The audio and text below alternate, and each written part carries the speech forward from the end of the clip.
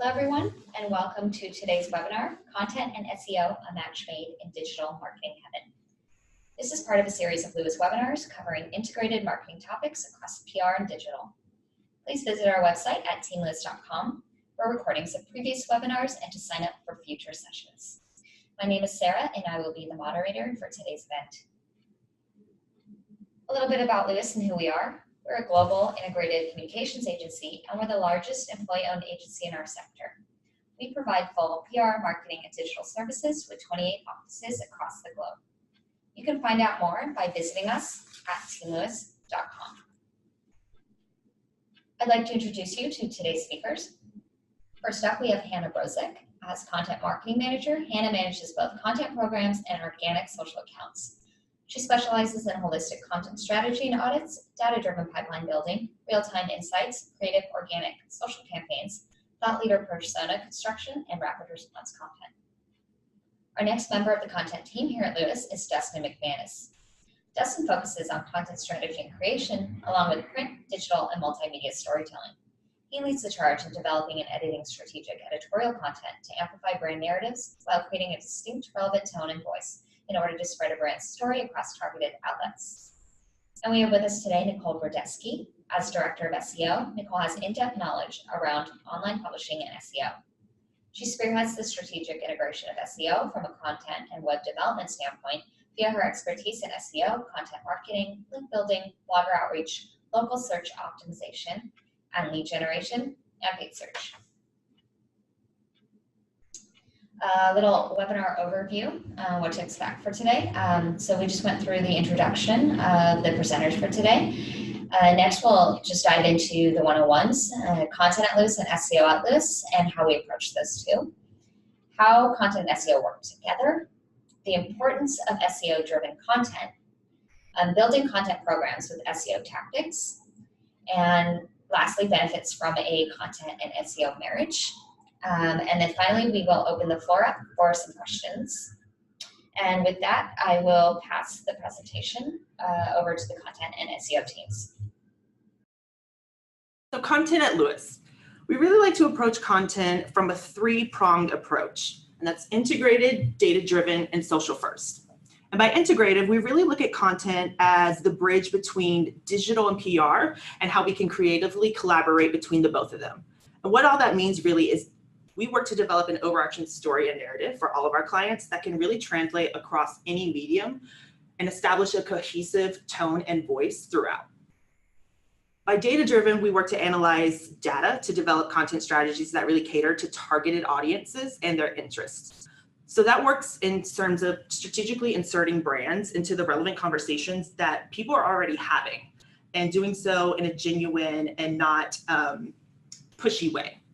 And then finally, social first. We work to craft messages and content that really lives and breathes on social first, but is overall format agnostic and can be translated, like we said, into various different mediums.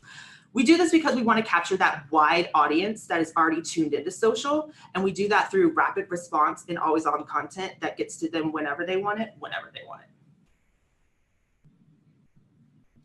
All right, and SEO at Lewis. We also have a holistic approach when it comes to SEO. There are over 200 ranking factors, and we take all of those into account. So that covers everything from your website performance to your content. And we also are data-driven. So what that means is we analyze competitive data. We will also look at different trends as far as analytics. We're looking at previous ranking history, and we're just looking at the overall competitive landscape as well. We're also very progressive. So what that means is we will anticipate the future of SEO as new technologies emerge, and we also develop new strategies around those new technologies and Google's best practices. So when people say SEO or search engine optimization, a lot of times I will feel like people kind of freeze, like they become a deer in the headlights, so to speak. So to make it more digestible, I've broken it out into 4 different quadrants here. The first being technical. If your site doesn't perform, if it's not crawlable and indexable by Google, then you definitely won't improve your rankings, and you won't be able to be visible in organic search. So you want to make sure that you fix everything there as far as broken pages, indexing, status, And that includes your sitemap and also page speed. So if you have slow load times in your web pages, people will not want to stay on your site. They'll want to leave. And then the site architecture and usability, that breaks down into, the categorization, how your website's laid out. Do you have your most important pages in the top nav? Or are they buried somewhere in the site? Also, UX, UI, is the site friendly for users? Are they able to navigate and find what they need when they need it? And then the other quadrant, on-page optimization, that's the quadrant that we will focus most on today as far as content. We're going to talk about long-form content for SEO, internal linking, keyword research, and optimizing your title tags and meta descriptions. And then the last quadrant would be backlinking and off-page. So that falls into a lot of the times more a PR strategy. All right, you have Hannah here. Now that we've taken a look at the individual programs, let's look at how they work together to make the ultimate match. All right, how content and SEO work together. There are 3.5 billion Google searches a day. It's not surprising to any of us. I think I make 50 a day. Your mother, your grandmother, everyone uses it to learn, whether it's finding a new restaurant or telling yourself about the latest cyber threat. You're using that to get educated. Brands are also creating those resources to help educate people, blogs, ebooks, white papers, whatever it is. We want to give that information out. There can be a disconnect, and that's where SEO strategy comes in. It increases your site's Google search rankings, whether that's your site or your blog or your ebook. Ultimately, we're trying to get that to page 1 so that people who want to read it and need to read it can. That's done through a holistic approach. It all starts by identifying those low competition keywords, for then topic modeling and implementing that internal linking structure, title tags. We'll get to that nitty-gritty on a later slide. Why it's important to work together. At an agency, we use paid search, organic and paid social, all types of promotional avenues, but organic search is a promotional powerhouse. Like we said, everyone is going to Google to learn. So you want your resources showing up on Google and showing up on page 1. Google also is really focused on quality of content because of their Hummingbird update that was made a few years ago. It's basically trying to make search more intuitive to how we talk and how we think. So it's catching more of what you're trying to actually get when you're searching. It's also trying to provide the best content in front of you. So it's the most comprehensive digest of that information. If it's a blog about ransomware, it's telling you every facet of what you're trying to learn up front. SEO also informs your content strategy, so it is targeted, it is relevant. So you are saying the things that your audience wants to learn, and your blog or your ebook is very informative. With that, SEO gets content in front of the people who need to read it most. With the right words, you're going to find the right people. That's what SEO is designed for.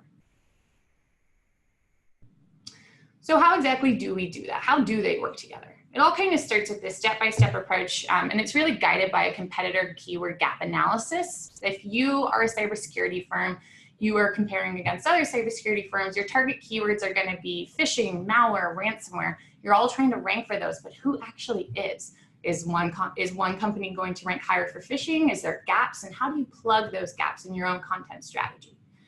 That really informs the next step, which is planning your pipeline. If malware is a huge key term that everyone's ranking for and you want to get up there, let's plan a content pipeline around malware or ransomware, whatever it is. It can form your next month, your next quarter of content, but you should really let SEO decide what you're writing on and when you're writing on it. From there, once you've made the decision on how to plan your content and you get to the drafting stage, that's when you really focus on content clusters, a targeted keyword strategy, keyword-rich anchor text. And what that basically means in layman's terms is hyperlinks. If someone is searching how to protect yourself from ransomware, you want to be linking that. If it's a ransomware blog, you want to link to a white paper. On the white paper, you want to link to a solution brief. So on and so forth. It creates that linear thread throughout all of your content, basically upping your authority and saying, we have all the resources for you. Here they are, and here they are in tandem with the words you're searching for. From there, the final stage is on-page optimizations. A lot of people don't know the longer the better with content. Around 1,000 words is kind of the SEO best practice. So try to make sure it's that comprehensive digest of whatever you're talking about. Topic modeling, internal linking, what we talked about, and title tags and meta descriptions. Some people can overlook those. Those are what is showing up in that search result. So it's really important that it's concise to the point and saying exactly what your content is about. Love that, Hannah. Great job explaining that. So one of the steps that you want to do when you're kicking off your content cluster strategy, you want to do some keyword research. There's some tools out there. We use the Google Keyword Planner among some other tools. It is free. And this is just a great way to get started. If you don't know where to start, this would be a good way to start. We do also do competitor gap analysis. So we will do a process where we'll scrape keyword rankings from a competitor, and then we will compare our clients' rankings to the competitors so we can find those gaps. We'll also want to do a little keyword research around each topic as well. So from there, we build the content pipeline or the content cluster, kind of content calendar here. And then we also will plug in our target keywords per topic. And then we'll also want to make sure that we have an internal linking structure planned out. From there, we write the content and then we check it out and make sure it is optimized. There's a couple different types of optimization tools out there that will analyze your copy and let you know how you're doing as far as topic modeling. You want to compare your content with the competition, see what pages are ranking, see how your content stacks up to theirs. You'll also want to write for EAT, which is a recent algorithm that Google rolled out with, and that stands for expertise, authority, and trustworthiness. So the more you can add into your content as far as maybe some quotes, some testimonials, maybe even sourcing your content as well and including that at the bottom. That would also add some trustworthiness to that content as well. And this is a nice visual of the content cluster and internal linking structure. So what you want to do is the main topic in the middle, that will be your main category page. And then you'll want to build the subtopic or supporting topics around your main category page and making sure you're linking to each blog article to get those behavior metrics up and click-through rates up.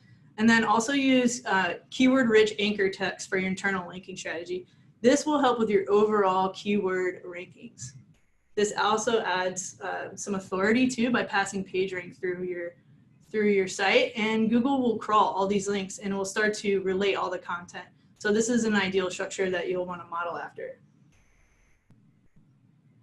So the results, this is what you want to see. You want to see a nice graph. These are keyword rankings. So page 1 results of Google, that is positions 1 through 10. So your top 3 results will have the highest click-through rate, followed by 4 through 10 that will slowly start to taper off. So you really care about those top 3 positions, but also you want to make sure you're looking at your 4 through 10 and making sure that those are growing as well. And you can see from left to right, a content program was kicked off alongside some on-page optimization and SEO strategies. And you can see a continual growth of keyword rankings up and to the right. And this is the kind of growth you want to see. This is very natural. There might be some fluctuation given all the different types of climates with the in the search algorithm as far as Google rolling out little updates here and there. But as long as you're continually progressing and you have a net of continual growth, that is a good thing. So you always want to be checking in on that. And when it comes to click-through rate, AWR did a click-through rate study. And so what they found was that the higher up you are in Google in rank position, you get a higher click-through rate. So let's say you are ranking for a keyword in position 10 that has 8,000 average monthly searches, you're going to get a certain percentage of that based on the click-through rate study. That's how much traffic you're going to get to the site. So by moving that keyword up further up the page, you're going to increase the amount of new users and traffic to the site. So that's why it's really important to make sure you're focusing in on page 1 rankings and also keep pushing for that position 1 through 3. Those are really competitive, and that's why it's recommended to always have an always-on strategy when it comes to SEO. All right. So now that Nicole and Hannah have really gotten into the nitty-gritty of SEO and content and how they work together, what's the impact on you? Like, why should you care about combining your content and SEO programs? And I kind of like to think of this slide as the show me the receipts slide. So SEO's true impact is really all about, increasing rankings, as Nicole just mentioned, and then filling that marketing funnel. And this is done and monitored through both the rankings of your pages, the traffic that goes to them, and then the potential backlinks that you incorporate into your content. So the first benefit is just really achieving that greater organic traffic and getting new users to your site. And this is determined from the keyword targeting that you do earlier in the process. That'll increase your search volume. You'll get a better ranking position on Google, hopefully striving for that page 1 look. And then that'll lead to more click-through rates and obviously more people engaging with your content and your website. And then again, high quality content that's SEO optimized can also lead to more social shares and backlinking while increasing all of your site's behavior metrics. So some examples on the slide, the time they spend on the site, that can also correlate into lowering the bounce rates. And then just the pages that they visit. If they spend more time on the site, then they're more likely to browse around, engage with your other content. And then all of these combine together to really, again, boost the ranking of the web pages and your content. And then finally, SEO can really drive new or cold traffic through organic search and channels to the very top of that funnel. And this will deepen your cookie pool for when you're retargeting your audience base, and also for when you're really revamping and refreshing that content so it continues to rank for SEO and be searchable based on what people are looking for and really gravitating to at that time. Yeah. Good stuff. All right, well, thank you guys so much again for joining. That concludes the presentation of our webinar today. Now we will shut up and open the floor to you guys. Let us know your burning questions. We're here to answer them.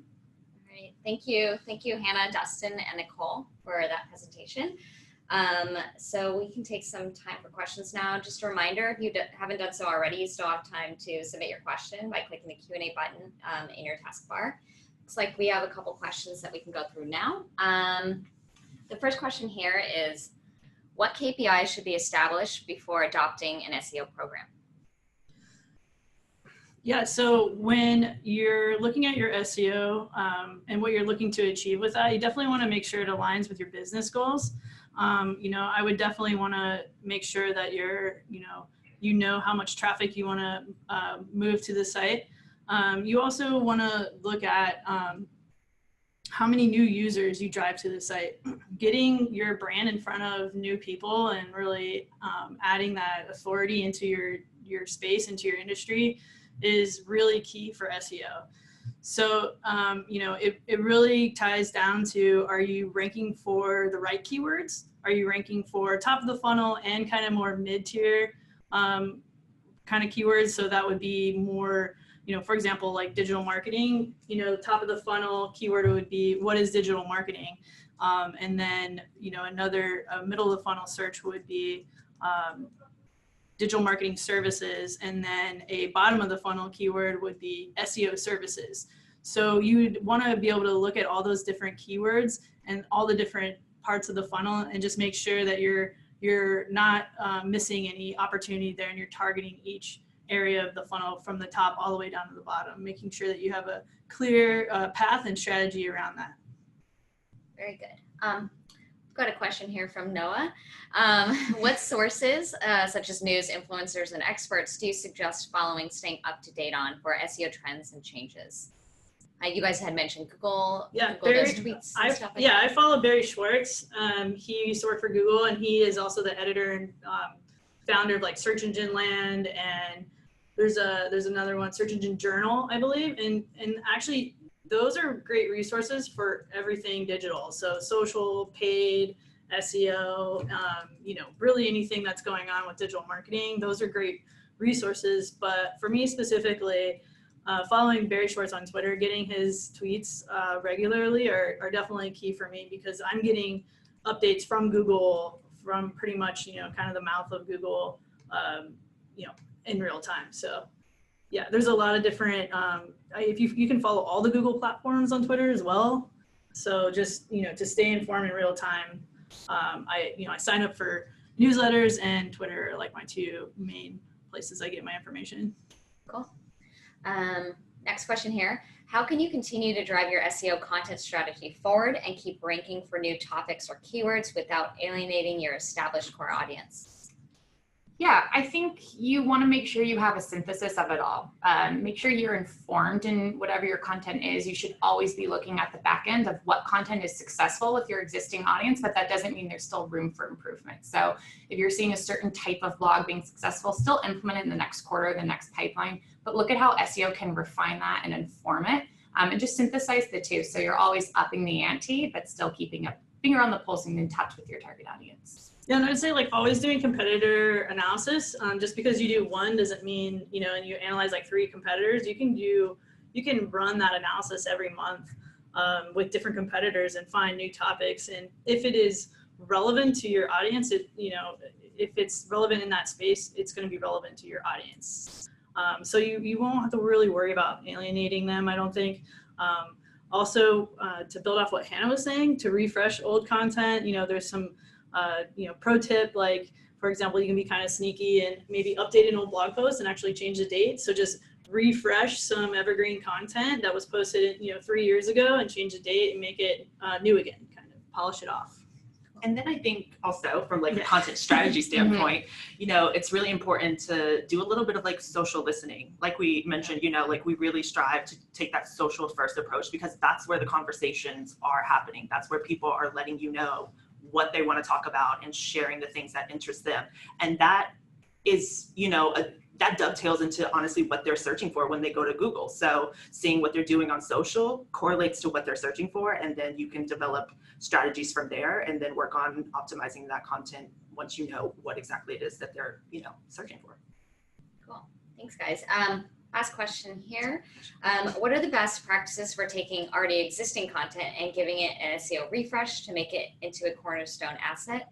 Nicole, you just touched on a little bit of that, but can you guys go further into that? Yeah, I think when we talked about it a little bit in the webinar too, but there's tips and tricks. It's upping the new date. It's increasing the length, finding content that has worked for you and just expanding in it. So growing it, updating it, I don't know. I would also say look for other content that's related to it and link to that piece of content. If you might already have a content cluster on the site somewhere and maybe you didn't cross-link it properly. So, we do a lot of auditing that type of content that could be very beneficial for, SEO results. If it's not necessarily performing the best that it should, we just give it kind of a little facelift so that we add in those SEO best practices, making sure that the title tag is optimized, the meta description's there, that there's keyword rich internal linking. We'll look at the competitors' content, we'll see are they using a video in the top of the fold to keep people on the site longer, and if so the behavior metric could be increased as far as the content. So yeah, just like we said earlier, really taking that holistic approach and just making sure that we cross all our T's and dot all our I's when it comes to Google's best practices. And one step further, once it does become that cornerstone asset, re-promote, put it on your social channels, put paid behind it. If it's built up enough, give it some more love. There's no problem with re-promoting old content, especially evergreen content. That's always relevant. Cool. Yeah, because it really is the gift that keeps on giving. SEO is the gift that keeps on giving. If you're winning, keyword rankings that you don't have to bid on, you're saving a lot of money in the end. So that's another way to look at it as well. And I think that all kind of circles back to Google really prioritizing promoting high quality content. Mm-hmm. So the more depth and the more data and just in general, kind of like the more you can flesh something out, the higher quality it will be. And then Google will show that some extreme love when you're searching for those keywords. Yeah, so true. Mm-hmm. Cool. And then finally, I did get a few questions asking if the slides will be available. Yes, we will share the slides and the recording in a couple days, so just keep an eye in your inbox and we'll send those to you guys. That looks like that's all the questions we have for today. It looks like we will be giving you guys a few minutes back in your day, so that's good. On the screen here, on the next screen, Nicole, if you could share the screen, is everyone's contact info. Feel free to reach out to Hannah, Dustin, and Nicole individually if you have any specific questions. They'd be happy to help you out. And we have a lot more to cover on this topic alone, so we will be recording a podcast to dive a little bit deeper into this subject, so please stay tuned for more on that. We also have monthly webinars in this series covering all different kinds of PR content integrated topics. So to see what's coming up, please check back at teamlist.com/events. Thank you all very much for joining today's session. As mentioned, again, at the start of the webinar, we will send everyone an email with a link to the recording and the slides. Thanks again for joining us today, and we hope to see you next time. Bye everyone. everyone. Bye. Bye.